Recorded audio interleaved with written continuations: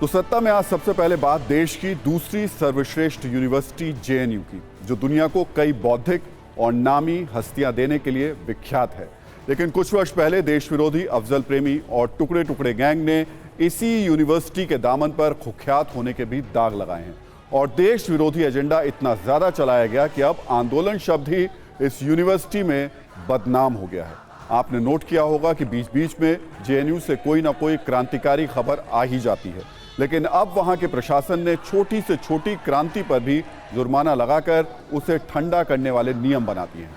अब जेएनयू में कोई धरना या अनशन नहीं होगा और जिस यूनिवर्सिटी में आज़ादी आज़ादी के नारे गूंजते थे, उस जेएनयू को प्रशासन ने आंदोलन से ही आज़ाद कर दिया है।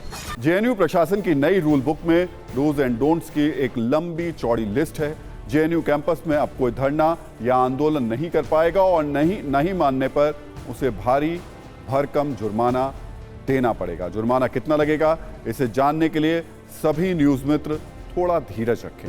जेएनयू में किसी तरीके की हिंसा की गई तो ऐसा करने वाले छात्रों को निष्कासित कर दिया जाएगा। यानी मैसेज ये है कि पढ़ाई लिखाई खत्म, जाओ कैंपस से बाहर जाकर क्रांति करो।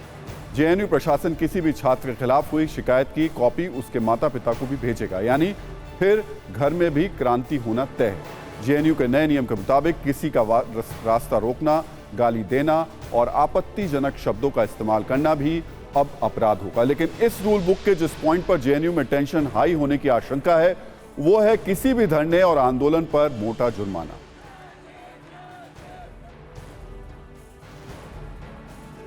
आइए अब 10 पन्नों की रूल बुक को भी पढ़ लेते हैं। इसमें जो सख्त नियम हैं और सजाएं हैं वो लिखी गई हैं, वो 3 फरवरी से लागू कर दी गई हैं और ये नियम बीबीसी की उस देश विरोधी डॉक्यूमेंट्री का साइड इफेक्ट है जिस पर रोक के बावजूद कुछ छात्रों ने जेएनयू में उसकी स्क्रीनिंग की थी। इसी के बाद कैंपस में हर तरीके की क्रांति पर ठंडा पानी डालने वाला नियम जेएनयू प्रशासन की ओर से जारी किया गया है। अगर किसी ने कैंपस में धरना या भूख हड़ताल की तो उस पर 20,000 रुपए का जुर्माना लगाया जाएगा। कैंपस में हिंसा करने पर 30,000 का फाइन लगेगा या फिर उस छात्र को निष्कासित कर दिया जाएगा।